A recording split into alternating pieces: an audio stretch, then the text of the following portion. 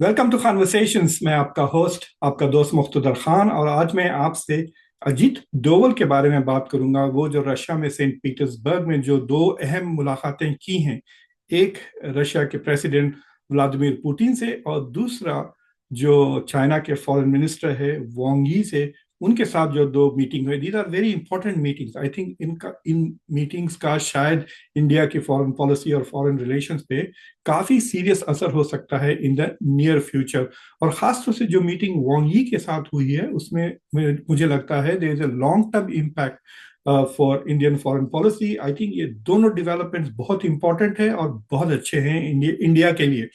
तो मैं उनके बारे में बात करूंगा, लेकिन उससे पहले कॉन्वर्सेशंस को सब्सक्राइब करें, वीडियो को लाइक करें, बेल आइकॉन जरूर दबाएं और इस वीडियो को जरूर शेयर करें, और अगर हो सके तो चैनल को ज्वाइन करें और मेंबर बने। संडे को 15 सितंबर को 10 बजे अमेरिका का टाइम, 7:30 बजे इंडिया के time, I am having a zoom conference with members. जो मेंबर्स हैं कॉन्वर्सेशन के, उनके साथ तो फेस टू फेस बात होगी। उनके भी बात मैं सुनूंगा एंड वी विल डिस्कस जो टॉपिक्स वो डिस्कस करना चाहते हैं मेरे साथ। तो चलते हैं सेंट पीटर्सबर्ग, जो शायद रशिया का सबसे खूबसूरत और हिस्टोरिक इंपीरियल शहर है। बहुत ही खूबसूरत शहर है सेंट पीटर्सबर्ग। और वहाँ पर ब्रिक्स के जो नेशनल सिक्योरिटी एडवाइजर्स हैं, या जो सीनियर मोस्ट ऑफ सिक्योरिटी से ताल्लुक जो सीनियर मोस्ट पर्सन है ब्रिक्स के मुल्कों में, उनकी वहाँ पे मीटिंग थी। तो वहाँ पे अजीत डोवल गए थे, लेकिन उससे पहले उन्होंने मुलाकात की व्लादिमीर पुतिन से। और पुतिन से उन्होंने ये इस बात की मैसेज शेयर की है कि India wants to play A role Ukraine और रशिया की जंग खत्म करने के लिए। तो बेसिकली जब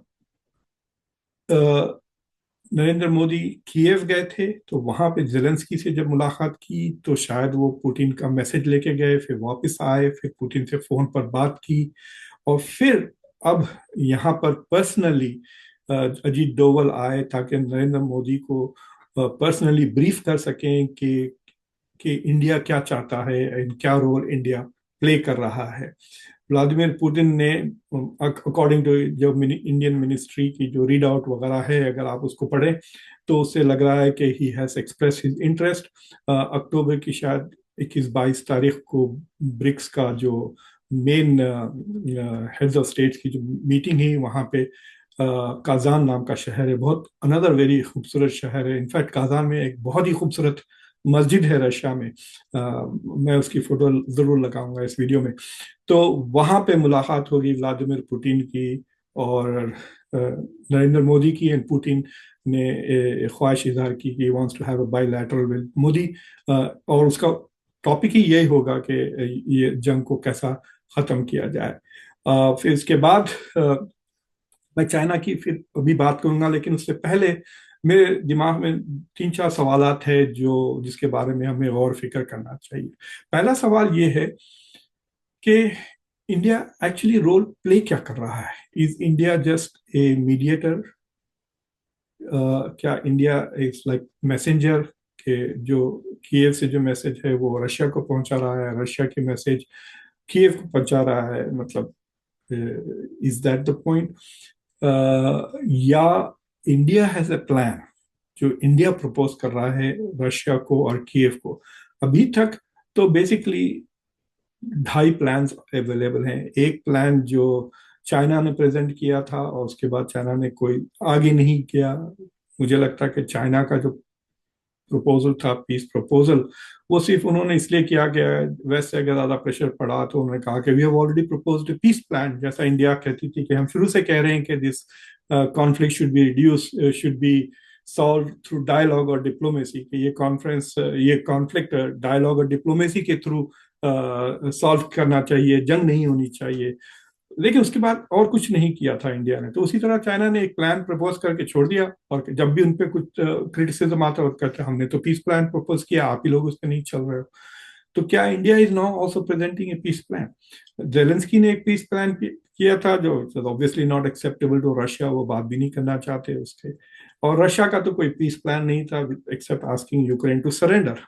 تو کیا India is پروپوزنگ a piece plan جس کے اوپر دونوں میں both the countries are showing interest, اس لیے میسیجز جا رہے ہیں ادھر ادھر. So we don't know about that. ہو سکتا کہ اگر کوئی اسٹیپ فارورڈ ہوتی ہے اکتوبر میں جب نریندر مودی کی ملاقات ہوگی وتھ ولادیمیر پوٹن، تو شاید ہو سکتا ہے کہ اس کے بعد ایک پریس کانفرنس ہو جس میں وہ اناؤنس کرے کہ yes we now have a plan, now we will see whether Ukraine will respond اور ناٹ. اور یہ یقیناً مطلب یہ مطلب اٹ از ناٹ کہ ایک ایپیسوڈ ہو گیا ڈوول کے ساتھ پھر اس کے بعد کچھ نہیں ہوگا. آئی تھنک بہت رشیا کے اور جو بیوروکریٹک لیول پہ there will be lot of activities going on preparing for that meeting اور flushing out discussions وغیرہ. تو I think there will be a lot of diplomatic activity between India and Russia and maybe even India and Ukraine. لیکن جو دوسرا میرے پاس سوال یہ ہے کہ besides کہ کیا India is proposing a plan یا is India just a messenger، کہ ان سارے پروسیس میں جو سب سے یہ کہہ سکتے ہیں یوکرین رشیا سے ہٹ کر جو سب سے بڑا پلیئر ہے وہ نیٹو ہے. امریکہ اور ویسٹرن ایلائز جو بلینز آف ڈالرز دے رہے ہیں، ان کا billions of dollars of investment ہے یوکرین میں. کہنے کو تو وہ کہتے ہیں کہ یوکرین جو ایکسپٹ کرے گا ٹرمز ہم اس ٹرمز کو سپورٹ کریں گے، but will India also be doing یہ جو ڈپلومیسی چل رہی ہے پیس ڈپلومیسی، اس میں امریکہ از ان دا لوپ یا نہیں یہ نہیں پتا چلا مجھے. Is NATO in the loop or not? Because this just can't be between Russia or Ukraine. اس میں نیٹو کی دخل ہوگی very clearly، کیونکہ کئی سٹیپس فارورڈ ہے. اگر پہلا قدم یوکرین جو لیتا ہے اگر اسے نیٹو کو یا امریکہ کو پسند نہیں ہے تو وہ امیڈیٹلی ہتھیار روک دیں گے، اینڈ دین رشیا کے لیے ٹرمز اینڈ کنڈیشن بدل جائے گا. رشیا بولے گا اگر تم نیٹو کے ہتھیار نہیں مل رہے تو میں پیس کیوں کروں، I will continue with my war. So in that sense, NATO has a veto in the peace process. تو یہ میرا دوسرا سوال ہے کہ کیا what is the role of NATO and the US، یہ جب نیگوسیشن کیا US کی بلیسنگس ہیں انڈیا کے پاس. بائیڈن سے فون پہ ضرور بات ہوئی تھی پرائم منسٹر مودی کی آفٹر میٹنگ زیلنسکی، اور اس ریڈ آؤٹ میں تو مطلب وی گاٹ ڈسٹریکٹڈ نا کہ بنگلہ دیش کے بارے میں ذکر. انڈیا کا ریڈ آؤٹ واز سیئنگ کہ بنگلہ دیش کے حالات پر نریندر مودی نے تبصرہ کیا، اور یو ایس کے ریڈ آؤٹ پہ کوئی ذکر نہیں تھا بنگلہ دیش کا. تو اس میں ڈسٹریکٹ ہو گئے and there was not much attention on Ukraine کو اور رشیا کو لے کر کیا بات چیت ہوئی between Biden and Narendra Modi. جو دوسری میٹنگ ہوئی وتھ وانگ یی جو چائنا کے فورن منسٹر ہے اور اجیت ڈوول کی، انڈیا کے ریڈ آؤٹ کے مطابق اٹ سیز کہ بوتھ پارٹنرز نے اس بات کا اقرار کیا کہ اٹ از ویری امپورٹنٹ کہ ہم جو لائن آف ایل اے سی کو لے کر، لائن آف ایکچوئل کنٹرول کو لے کر جو ڈسکشن چل رہا ہے، تقریباً 4 سال سے وہ ڈسکشن چل رہے ہیں، کئی میٹنگس ہو چکے ہیں، that we need to move it faster. اور دونوں countries are realising it is an urgency to meet.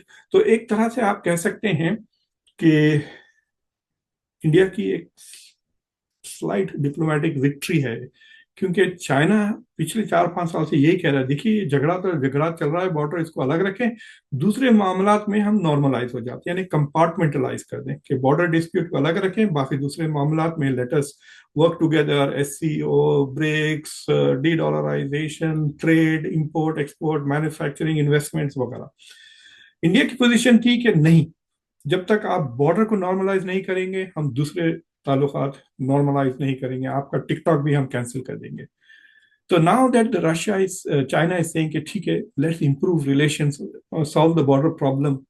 تو ایک طرح سے اٹس لائک سیئنگ کہ چائنا نے ریئلائز کیا look I need to normalise relations with India, ٹھیک ہے let's solve the border issue.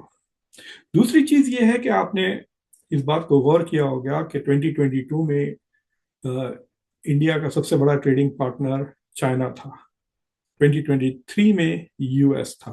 تو اس کے بعد سے یو ایس کے سینکشنز لگ گئے، ٹیرفس لگ گئے، ری راؤٹنگ کرنے لگے، اور انڈیا بھی کوشش کر رہا تھا کہ چائنا سے چیزیں نہ امپورٹ کریں. لیکن ساری چیزوں کے باوجود چائنا کا trade, China in 2024 now is the biggest trading partner. جو 23-24 کا فائنینشیل ایئر ہوا ہے اس میں China once again has become India's biggest trading partner.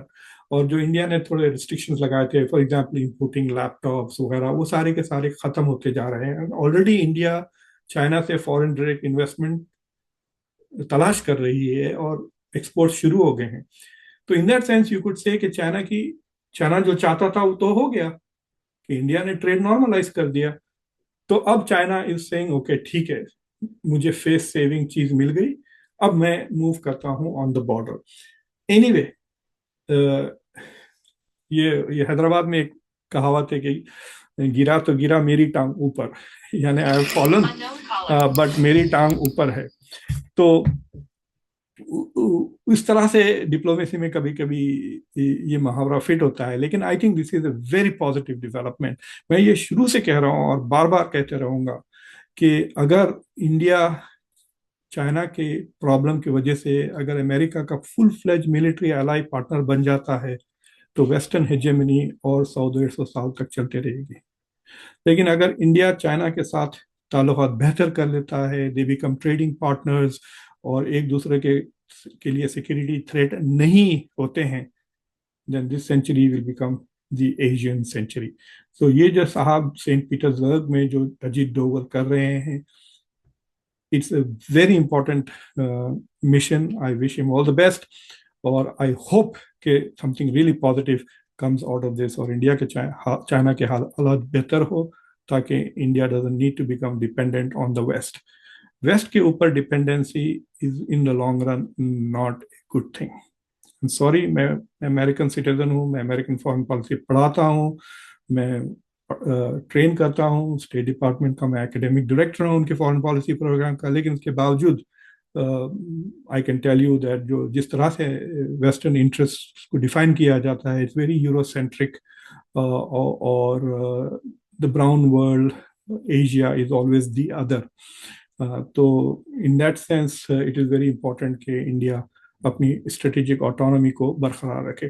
تو آئی ہوپ کہ آپ لوگوں کو یہ چھوٹا سا کانورسیشن سوچنے پہ مجبور کیا. دیٹ از آلویز مائی گول. اور تو پھر اس کانورسیشنس کو سبسکرائب کریں ویڈیو کو لائک کریں بیل آئیکن دبائیں اس ویڈیو کو ضرور شیئر کریں.